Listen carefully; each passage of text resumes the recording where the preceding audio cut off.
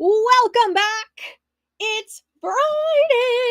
And that means it's time for Muffin Sewing Emporium. Live to you through the power of the internet. Right here in beautiful, chilly, wintry Paducah, Kentucky. How are you doing today? We are live to you downtown.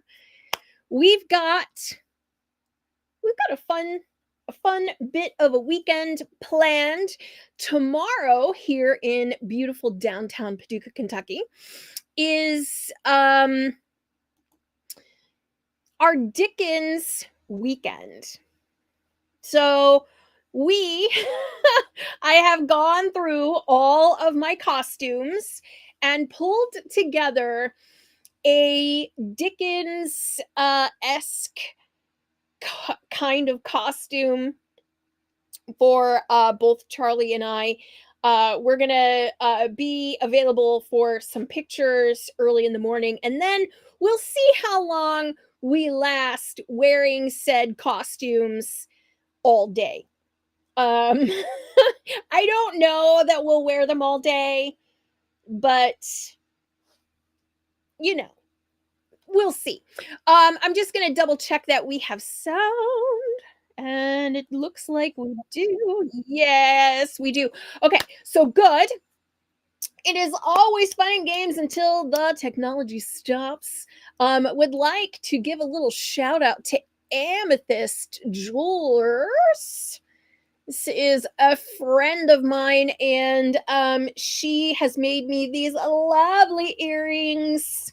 Very excited about them. They've got little cats and skulls, of course. Let's see. Tonight we've got more sweet tea than it's a giant gallon of sweet tea. So there's that. And then I've finished the chicken scratch chicken. And we need to talk about this because there was a lot going on with this. So I'm gonna bring the camera over, and I feel like we should talk a little bit about this kit. All right, here we go. Right. Okay, so first of all, I want to say that this gingham is very, very tiny. Now, I also know that they make an even smaller gingham than this. This, if I am not mistaken, is 16th of an inch. Yes, this is 16th of an inch gingham. Now, for a small quilt block, this is a great size because this size of gingham, the work shows up really well and very small and concise on it. If you were to make this on 1/4-inch gingham, this would be double the size. So, there's that. If you remember the original pattern, which I did not bring in here with me, the original pattern did not have these sections here for the wings. This is an alternate stitch, which I looked up to and reviewed just to add some, I guess, difference to this pattern. Otherwise, it would have all been filled in with this down here. And I just felt like that was a little too uniform, so I went ahead and changed this for this pattern. I mean, I knew I was probably not going to make this exactly like the pattern, but here we are, right? Because that's just how I roll. So we've got the difference here in the tail feathers. We've got difference here in the wing feathers. And then, of course, the regular stitching for the rest. Oh, whew, excuse me. Ultimately, this took, I want to say, a good 15 hours. So not a small project by any stretch, right? So I mean, for a project, it did take me a long time. So there's that. In the end, it will be finished off with some of this. This was the lace that was included, and it would be enough here to do like a small pillow or whatever you want to call this. So, here's, basically how it will essentially look once I complete it. It's almost done. And like I said, it will probably be like a small pincushion pillow, something or other. Okay. But having finished this now, I can say I like doing the Candlewick stitches. Sorry, not Candlewick, chicken scratch stitches. I enjoy it. I just think I would like it better on a bigger check. So I would probably go up to the 1/2 inch gingham rather, or even an 1/8 of an inch. But this is 1/16 of an inch, and that's pretty small. So I would say going up a size to an 1/8 would be better. That would be double the size of this. And then if I were to go up to a 1/4, that would be even bigger. So that's the chicken scratch project. This was an old kit that I got for 50 cents at some kind of rummage sale that was held by a quilt guild. And I love going through and looking for these kinds of projects. And that's what's going to bring us to the next one, which you can help me decide here. We have 2 other kits that I could start. And the first one here is Candlewicking. It's by Charmin. If I'm not mistaken, the other kit was the same price, or sorry, the same company. Yes, the Janlin Corporation, if I'm not mistaken. So this is a candle wicking project. This is an apron. It's pre-stamped. All you do is do the stitching on it. And this one in the kit, you can see here is this like sort of flower heart thing, which you can see right there. Now, my understanding is that candle wicking thread is different than your embroidery thread. So your skeins of embroidery thread, the 6 strands of floss, this is a different type of material. And as you can see, this has been through the ringer. Okay, this was wherever it was purchased. It was $12.99. Then somebody marked it down to $4. Then it was 6 something. Then it was $2, and then it came to me. This one, which is by the same company, this one is a chain stitching project. This is a butterfly, and this is on, and this comes with this like wooden frame and everything. Now, for those of you who want to laugh though, it's got 2 Lee Wards. Does anyone actually remember a Lee Wards? Pop it in the comments or give me a thumbs up if you.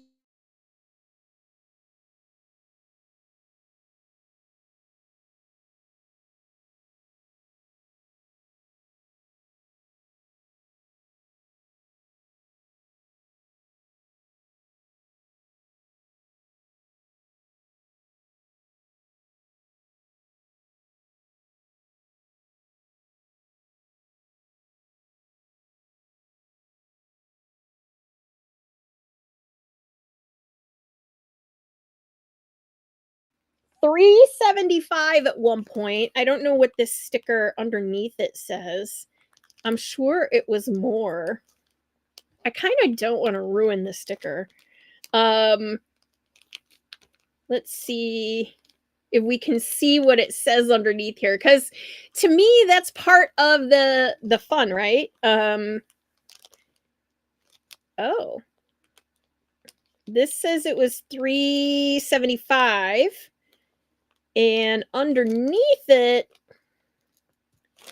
it's like it looks like $7.50. Okay, so they marked it down from $7.50 to $3.75, so it was half price. And then look at how much I got this for, 25 cents. Okay, so apparently because this is bigger, they wanted $2, because this is a little apron. Okay, but so we have these two different kits. We have Chainstitching and Candlewick. Now, if I'm not mistaken, it does look like there is candlewicking on here. So I was going to open this one and take a look inside and see if this is actually candlewicking, because candlewicking is what I would like to start first. Now, if you don't understand or know what candlewicking is, see, these were all still sealed. They're all still in here. And oh boy, is that piece of fabric having a time or in there. So this is what we're going to do. We're going to open this up. And I'm going to pull a pair of non-sewing scissors to cut this plastic open. Ooh, that was very Chicago of me. This plastic. the Chicago came out of me on that one. Okay, so here's a couple of things about this kit. This has been wrapped onto a piece of cardboard for quite some years, and it is what we call foxing. Okay, so that is what that is called, is foxing. And that is because of it being on this cardboard, which is not apparently acid free. So when they tell you to use acid free materials, etc., etc., etc., it's because these materials leak acids into the fabric, and that's sort of what happens here, is this discoloration. Now, more than likely, what I will do is I will launder this piece by hand in a bath of basically some materials that will clean this. Now, it may not get rid of them altogether, but it will clean that. See, because these are going to be parts here that are going to be weaker in the fabric over time. So if you ever see an old piece of fabric, and if you see it on the white here, you can really see it. Okay. So when you're dealing with old fabrics, and let's just take a look and see if we can even see when this kit was made. We've got the Janlin Corporation. We've got Butterfly on Peach. We've got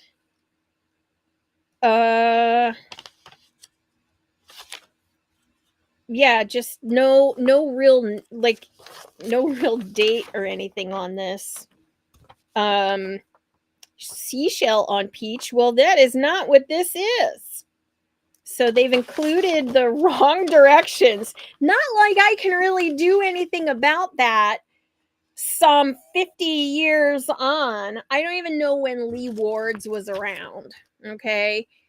But we're gonna say this is like at least that old. Okay, so we've also got, oh, look at that. Ding ding ding. Good old Roman numerals.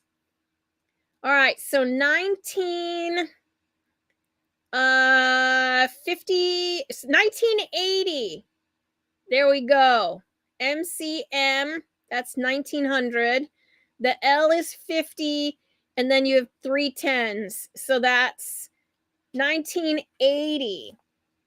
I did not think this was that old or that new, but I guess it is. So this being like fabric from 1980. Okay. For those of you that are having like a heart attack right now, like I am, and you're saying to yourself, but Cheryl, 1980 was not that long ago. I hear you and I agree with you. Marsha, hello. How are you today? Welcome from Houston. It's cold here in Paducah, Kentucky. So this foxing surprises me from 1980 until now. So again, if you were born in 1980, like this kit was, you would be right 90, 2000, 2010, 2020, you'd be 44 years old. And so in the 44 years that this kit has sat inside this package, it has started to do this foxing. 43. Thank you. Hello, Charlotte. You're back. Welcome back. Charlotte is from here in Paducah. So this foxing here. Oh, Marsha. I'm so glad. Yay! I am so glad that you loved them. That is so fantastic.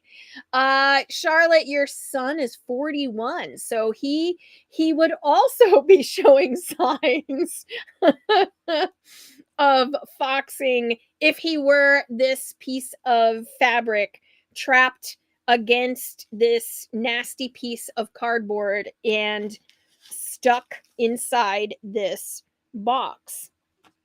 So couple things are a factor here when this kind of thing happens to the fabric. Part of it is that it is because the fabric, like the cardboard, is not acid free. So the acids in this paper were reflected here on the fabric. Yes, he is showing signs, right? So then yeah, so now before I do anything to this, I would probably launder it. Just to stabilize, keep this from continuing to stop happening, and make it available or ready to be stitched on. This is quite literally just a muslin cotton. There is no, I can pretty much say it even has like the slubs from the cotton process. Okay, so this is a pretty much an unbleached muslin, and it has again those that cotton milling process still in the fabric here. Okay, so very interesting. Now, once again, that's how we know how old this is. It was on the back of this here, made in the USA. And it had a copyright.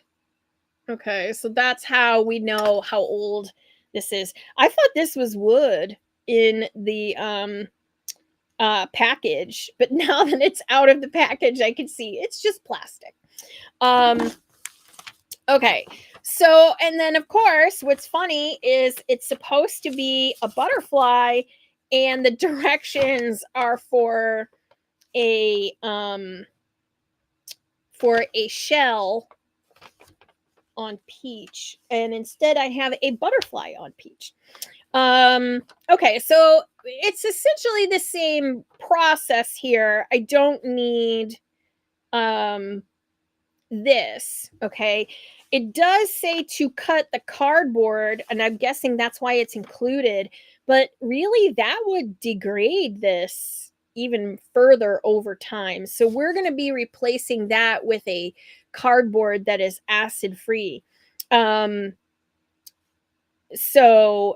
you're ever looking for easy and available acid-free cardboard, you want to look for comic book backing boards that are labeled acid-free, and that will get you a wonderful surface to wrap fabric around that won't be doing this.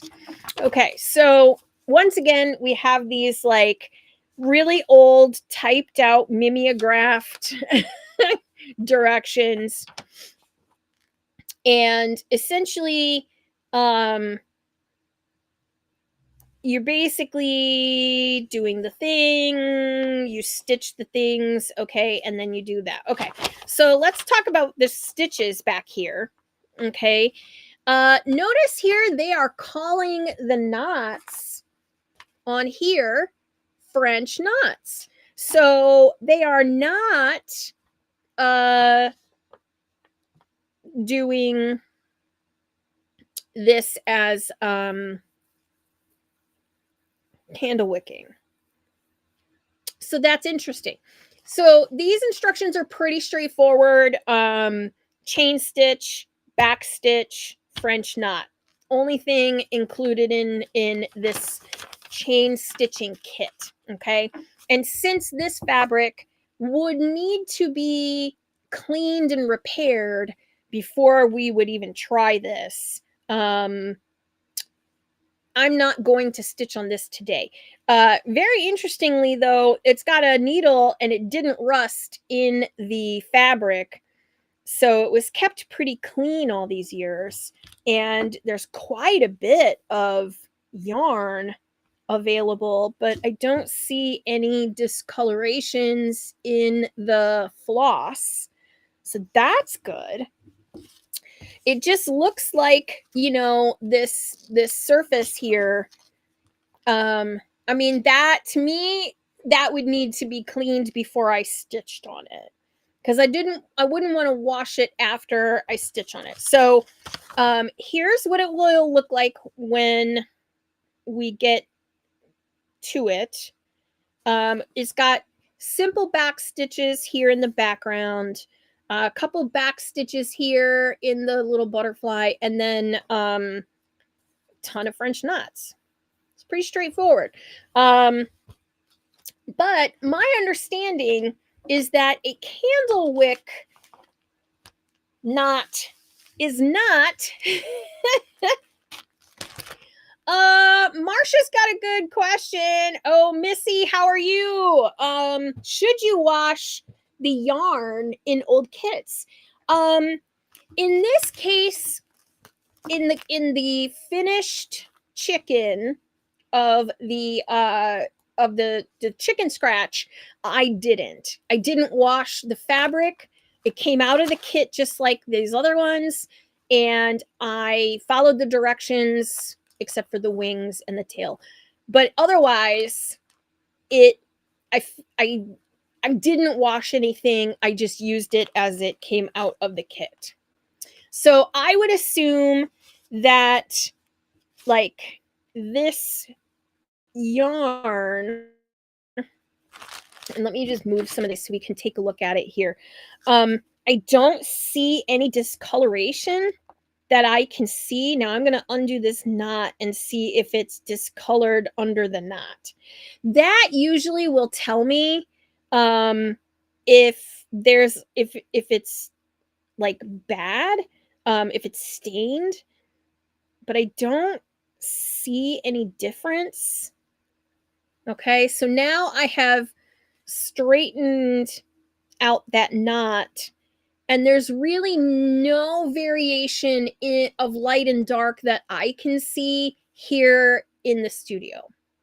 So I would say it would be okay to use this, but because this has the clear discoloration, I am going to launder that. Okay, so we're going to launder this piece, then we will get to that stitching. This is a chain stitching and French knots.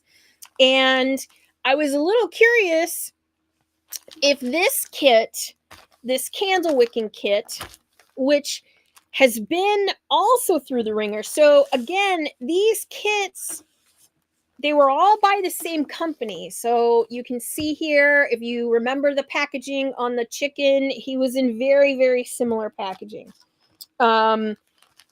Very similar thing here as well. Pre-assembled apron, needle, and instructions, right? It's kind of all here.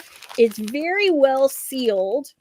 It's not a reopenable package, so you know, I don't even think I paid $2 for this.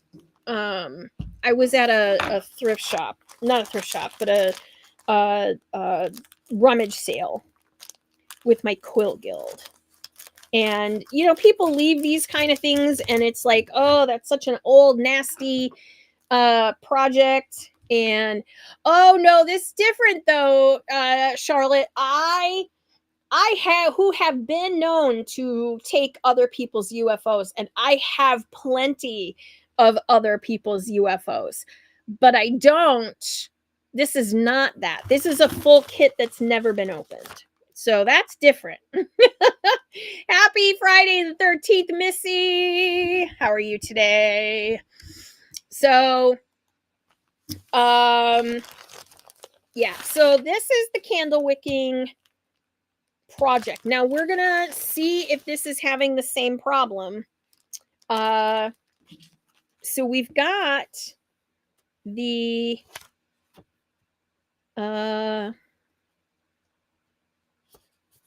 directions here, which is again just a typed up piece of paper. Okay, now that's very interesting. Oh, now it's funny because it says French knot. Okay, but it says Candlewick thread. So is that the difference? Is the difference just, I did not understand. I thought a colonial knot was candle wicking, and French knots were French knots. Boy, oh boy, aren't we gonna learn? Okay. General stitching directions. Knot one end of your yarn, come up through the fabric at the spot you are working. Changing colors. Okay, no, I don't care about that because there is no other colors here. All embroidery should be done in a hoop. Okay, sure. Study the colors carefully. There's one color.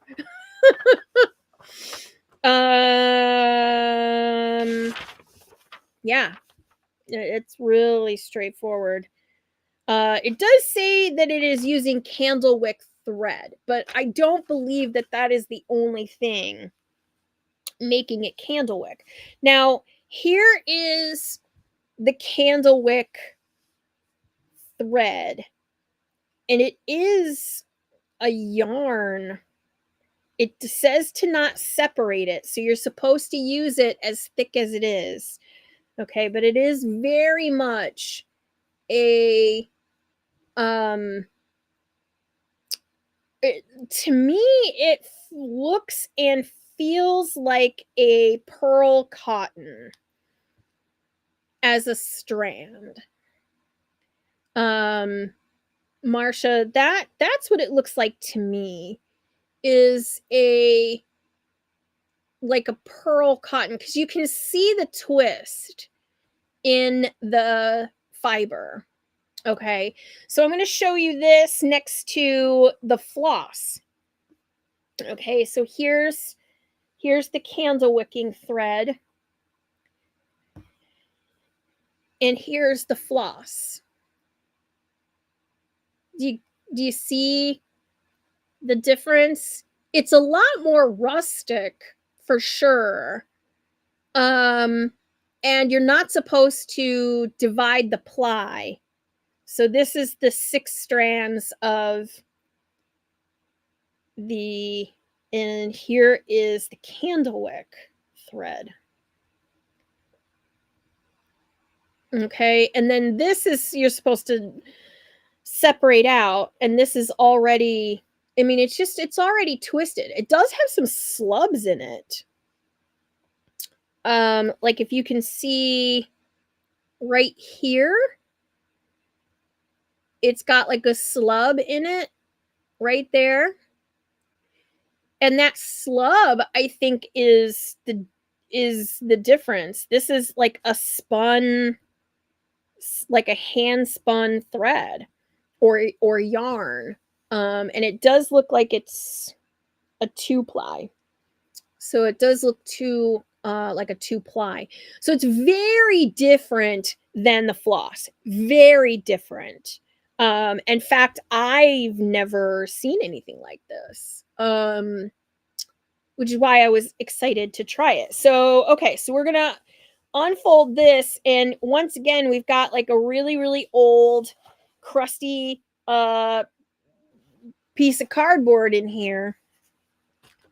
The question is it a slub or a slug? It is a slub with a B. So it's a slub. And that's when you look at thread and you see those natural bumps, they call that thread slubby. And like if you've ever looked at a Dupioni silk, you'll say that it is slubby. Do you see all these like bumps? That's the slubbiness of the yarn. Okay, so that's what they call that. Now we're gonna check this out to see if it's got any stains. Wait, look at where they hid the needle. The needle was hidden way up in the fold of the, I wouldn't have known that was there until I probably put it on. All right. So we're going to look for any discoloration, which I don't see any, which is a good sign. Now, if you're saying, but Cheryl, I do see some discolorations like this down here, okay? This is that natural muslin we were talking about. So they are using a natural muslin, and the natural muslin has flecks of the cotton plant in it. And when you see like really excess bleached cotton, okay, it's got basically the crumbs of the cotton ball. B-O-L-L. These are bolls, B-O-L-L. And these essentially, like, that sort of stuff gets stuck into the fiber, and if it's not cleaned and it's woven with that stuff in it, that's how you get these little black spots. Okay, they're part of the cotton plant trapped in here. And so that's what this is, a natural muslin. And like I said, I'm looking for any like, see, I can pull some of those off, because again, they're part of the fabric.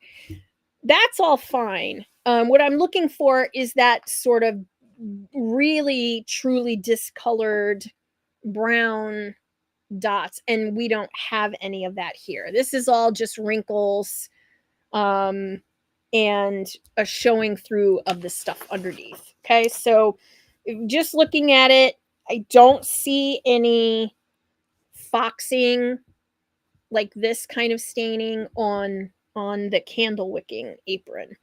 So it's funny because it is just like a whole apron that's just ready to be stitched upon.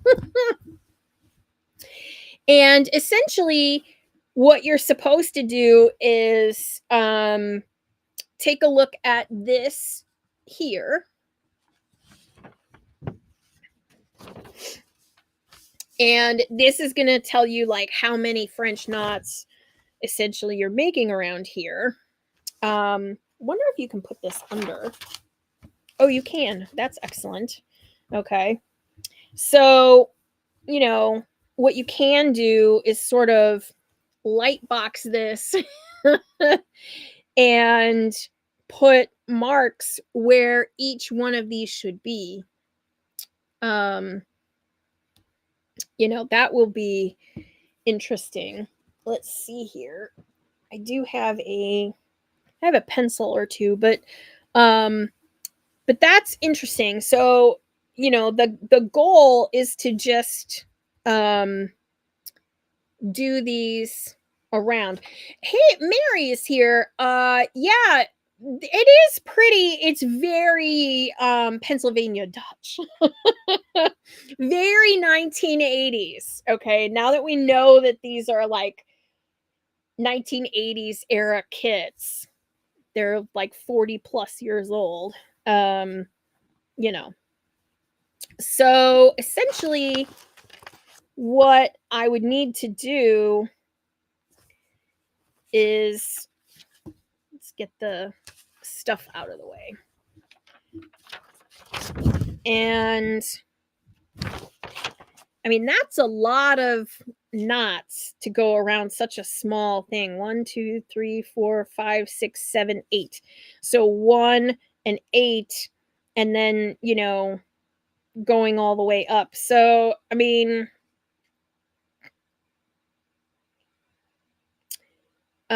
heavy single ply is what this says about the Candlewick thread. Do not separate. Use 2 strands with throughout. Space French knots evenly. Refer to the diagram for placement. Okay, yeah, thanks. Yay, Joy is here as well. Woo! Yay. You know, Marcia, I am, yes. So essentially, if you look at the candle wicking sample here, it's hard to get it into focus because it's only a small portion of this, but you can see that it's just like French knots around this design. Apparently there was a holiday one, a basket of strawberries, and then this basket. We got the heart. And you know, now that I look at this, okay, we were talking about this one right here, this piece. And it says it's supposed to have 8. I count 1, 2, 3, 4, 5. So am I supposed to have 5? Or am I supposed to have, because you are supposed to have space between the knots. They're not supposed to be like snuggled up against each other. That is not what we're doing for candle wicking. They did give me this needle, which I do not like. So we're gonna see if this will work. So you want to use a double length, it says. Let's take a look again here. All embroidery should be done in, okay, yeah. Cut your strands of yarn in half before stitching. Okay. Okay. Yeah. Come up, twist, go down, and pull. That's it. It's a French knot. It's not a whole lot of complicated. But my impression was that candle wicking was done with colonial knots. So let's do this. We're gonna throw this into the Google machine, and let's see what the Google tells us. Okay, so we're gonna put in French knot versus colonial knot, because you're probably thinking, is that really a thing? It is really a thing. Okay, versus colonial. Look at this. There's a whole thing about it. Okay, so they are calling the colonial knot vastly superior. I don't know if I believe that. So okay, that's not really telling me. Are colonial knots the same as French knots? Here, we're gonna pull it up. We'll show you my screen here.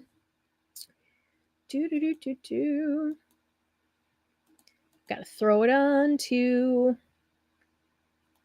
Okay, so it's basically saying the knots are similar. The French knot is tighter and smaller, and the colonial knot is fuller. So you can see, I guess, from this picture that one is French and one is colonial. Who knows? Because there you go. So I know how to do a French knot really well. But let's look up better watch out what you search for when it comes to candle wicking, because you might find something you don't like. Okay, so candle wicking thread, specifically unbleached cotton thread on a piece of unbleached muslin. That is exactly what we have here. We have unbleached muslin and unbleached thread, and the thread is very warbly. Okay, so here is the wiki how on how to do. It says it is using a colonial knot. Okay, so you've got your drawing, you put it in there, you do the thing, you draw your dots on. Now you have to do the sewing. You make. Okay, so a colonial knot is oh yeah, look at how much bigger they are. They are very fluffy. And that's what I thought it was about candle wick embroidery, was with a colonial knot. Okay, so yeah, all right, so I think we now know how to do this, I think. All right, so my understanding in doing a colonial knot is that you make a figure 8 instead of wrapping your thread around the needle. So why don't we take a look at that? And let's make one to see how this is done. Okay, so we're back to our screen here. We're going to move the chicken scratch out of the way. I finished it. Those of you that watched my TikTok from the other day, that's what the back looks like. This is not pretty. This is really, really bad. Just saying. Okay. So I am not gonna use their needle. I just don't care for them. and I just prefer my needles, but we'll see if it even works. Okay, so this one's been through the ringer. I think I've done 15 hours worth of sewing on this needle, and it's kind of done. It's cooked, as it were. I should be using a brand new one. Do I have one on this set? Does not look like I do. You know, all of our needles are stuck in customs right now, for those of you that are wondering. We are supposed to be getting more, and we placed that order, and it's sitting and sitting and sitting in customs. This is the first time that's ever happened. So, fun times. Right when I want them, right when everybody's like, "Hey, I wanted to order your needles for for Christmas." And I'm like, "Yeah, I want you to too." All right, so here's the thread, and it's pretty, not like, it's kind of slubby. I'm kind of digging it. So let's see if we can thread this into here. This needle's pretty good for lots of different kinds of embroidery, and we'll see if this is gonna work. It might be just a little too thick. I don't know. All right. Let's see if I can get it to thread. I usually can get anything to thread. Look at that. Look at that. I threaded it. Whether or not it's a great, I mean, it's really in there. And it's hitting those slubs on the way down. Because this thread is not even. That's where floss is very different from this. Okay, so I am not going to use all of this. I'm going to do what they say. I'm going to cut it. And I'm only going to use part of it. So I'm going to cut this in half, because when you're using something like this and it has that much texture on the thread, that means it's going to hit itself on the way through. So we're just going to double check the directions here. Not one end of your yarn. Cut your strands in half. I did that.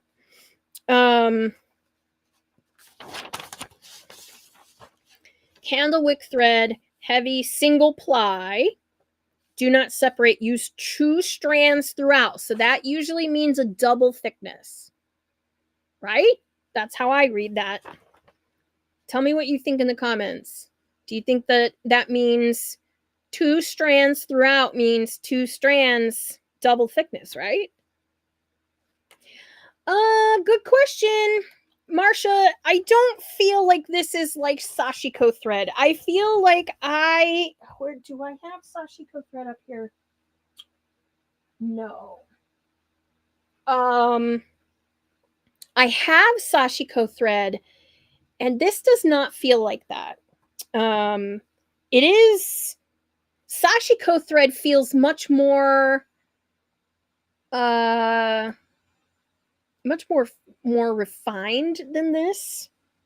This is really chunky. I want to say this is very similar to like maybe an 8 pearl cotton is kind of where I'm feeling this is. Okay, so I'm gonna make my quilter's knot here, and that's just to put the knot in the end, because we're going to be making, oh yeah, I wrapped that really tight, and this is slubby. Okay, so I know it says to put it in a hoop, and I will, but I want to just try one.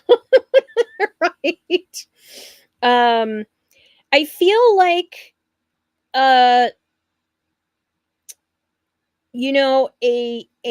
pearl cotton and a sashiko thread are much more refined in the thread, and this is very it feels like very quickly woven and done. Like as I'm pulling that through, it's very I don't know. Okay, so to do a colonial knot, all right, so a French knot and a colonial knot are two different kinds of knots. Here's how you do a French knot, okay, is you get the thread, you wrap it around, and then you go like sort of next to where you came up and you hold this while you go down into the fabric, okay? And that's a French knot. You pretty much do one wrap and then back down. Okay, that's a French knot. The colonial knot is done where you have like a figure eight, where you do pretty much just like a figure eight, like so. Okay, and I'll show this to you a little clearer. Okay, so let me get down here. Let me move the camera and get like right up in there. You guys can see that, right? Okay, so here's French knot, loop, and back down. Okay, and then what happens is this long tail goes through here and it secures the knot right where it's at. The colonial knot, okay, kind of comes up and over, and it's like making like a figure eight. Okay, so I hope that makes sense. And because you're really not giving it, it's almost like a French knot, but it's got like an extra twist in it, if that makes sense. Am I showing that to you in a way that makes sense? Okay, so you have colonial French, you just go around it and in. And the colonial knot is like up and over like that. And it's got, see that twist that it's doing? That's the difference between French, and so it's like a little bit backwards. And I'm probably not like, and it does make kind of a fatter knot. Like a fatter knot there. So yeah. So I've always learned to do the colonial knot like kind of like a over under backwards kind of thing, and then back down, and then see you tug on it, and that's what gives it like, and then you go back in and it's fluffy. Does that make sense? So I'm gonna actually pull this through.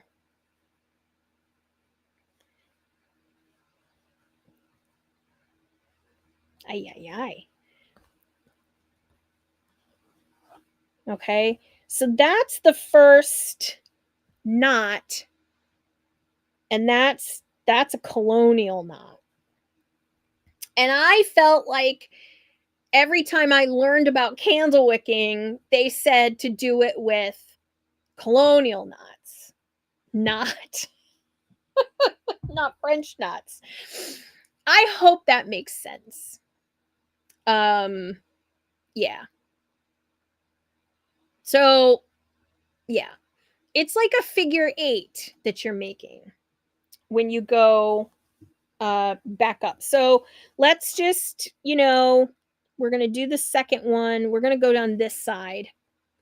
And yeah, I should be using a hoop here, but we're going to play it like we see it. So we're going to come up right there on that edge. I kind of needed to take a minute there to figure it out. Now here's where like it's like bump, bump, bump, bump, bump, bump. It's going over these bumps in the thread. So that's what's interesting. So again, we're going to do this colonial figure eight thing. Okay, that's the colonial knot. And we're going to go in to the fabric. And then you hold the end and you pull, and you'll see like the knot's kind of big. It's also the thread, okay? The thread is huge. This is thick stuff.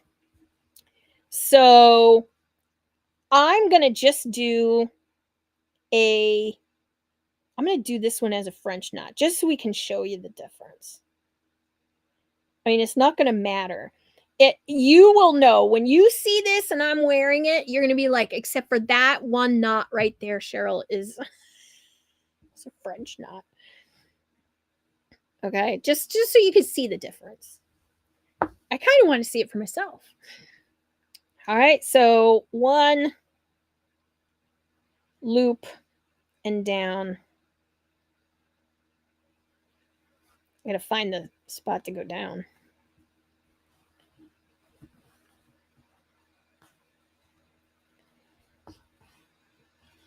Oh, they're way different. They're way different. Ah, what am I doing here? I hit the button and now it's like not on autofocus. What am I doing? There we go.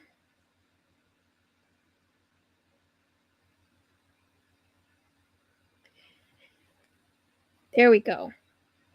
I am so sorry for my terrible fingernails.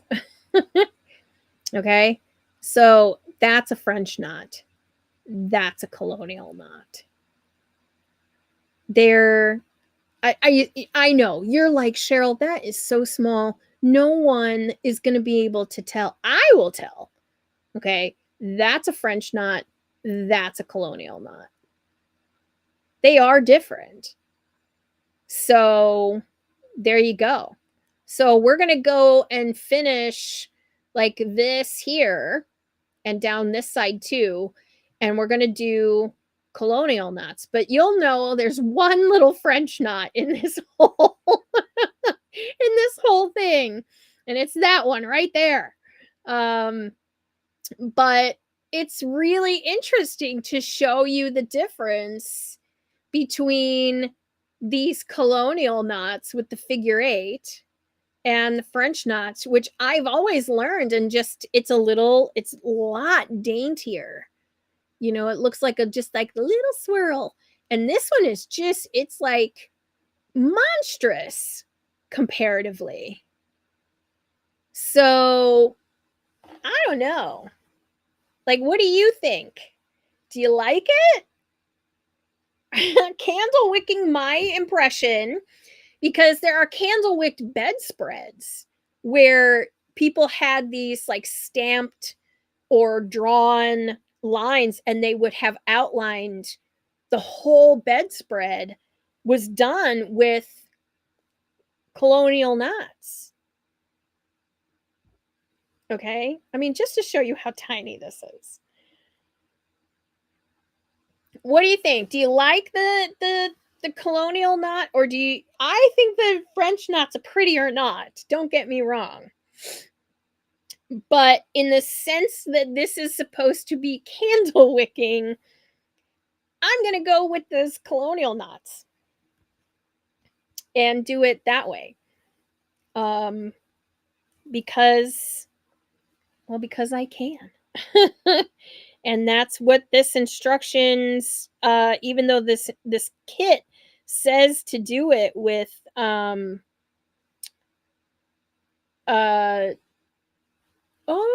Marsha, that's interesting. You inherited a Candlewick bedspread. That's cool. Right? So now you know all of the how this works. Okay, so here, once again, you're going to go up and over like that and back down, and that's what makes the colonial knot. It's almost like, see, like it's like a loop on the edge, whereas a French knot is just tight, a tight little roll and down. So that's the difference. But there you go. So, I mean, it's kind of interesting, the candle wicking versus French knot, and we would have done the French knots and the chain stitching project, but that one needs to be laundered before we start it because um this one did not need that. But there you go. There's the start of this project, and I don't know, I'm kind of excited about it. This is going to be what I'm going to work on over the next couple of weeks. Max is going to be visiting very soon, and so this will be something I'll work on while I have, um, you know, some free time. But my friends, like, how cool is this? We've got a candle wicking project from the 80s, and it's like a 40-plus-year-old project, and we're going to give it a try.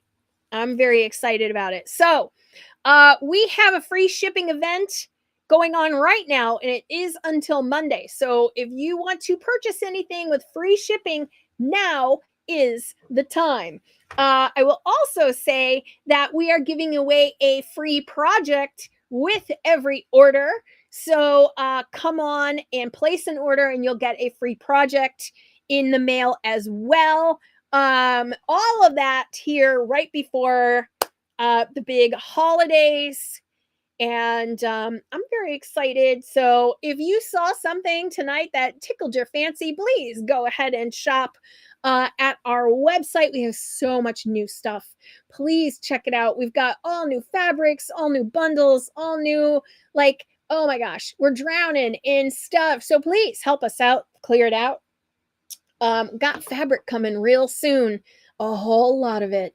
And oh my gosh, is it cool? So, this is the time, my friends. Go ahead, take advantage of some of these orders, these pre orders. Yes, did you know that if you pre order on a free shipping event, you don't have to pay shipping?